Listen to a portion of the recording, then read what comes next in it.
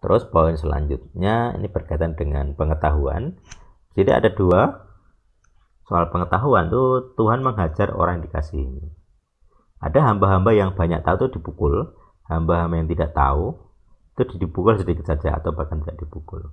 Jadi di Lukas 12 ayat 47 dan 48, hamba yang tahu akan kehendak tuannya tapi tidak melakukan apa yang dikehendaki, ia menerima banyak pukulan.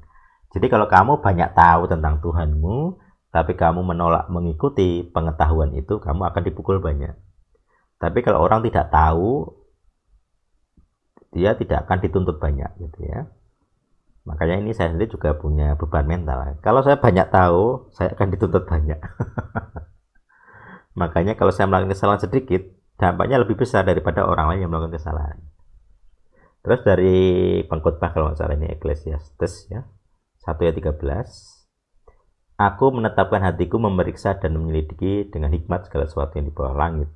Ternyata dia bilang adalah itu pekerjaan yang menyengsarakan.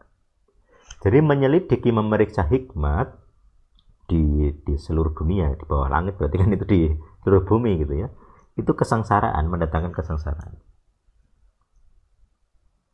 Jadi ini sama dengan di Lukas itu ya. Orang yang menerima banyak pengetahuan, ngerti Tuhan itu pengennya A, B, C gitu, tapi karena dia tidak mau melakukan, dia dituntut gitu. Makin banyak tahu makin susah.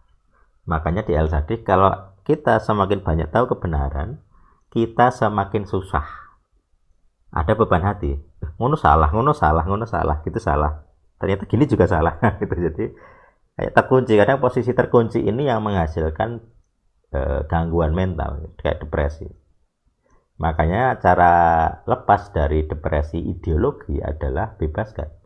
Jangan terikat kepada dogma, biasanya begitu. Makanya orang-orang yang tidak mau terikat kepada dogma, agama atau isma apapun yang nggak harus agama tertentu, itu mereka merasa dirinya free thinker, orang-orang yang free, bebas berpikir, mungkin ateis atau agnostik. Jadi agnostik itu mengakui adanya Tuhan, tapi tidak ada di dalam agama-agama yang ada. Dia bikin definisi sendiri, bikin agama sendiri itu. Nah, itu. Jadi memang pengetahuan itu membebani mental, menyusahkan, menyengsarakan di terjemahnya pengkhotbah gitu. Karena kalau salah dipukul, itu efek samping dari pengetahuan. Makanya pengetahuan kebenaran, apalagi tentang baik dan jahat, itu ada efek samping. Begitu Adam dan Hawa memakan buah itu, efek sampingnya apa?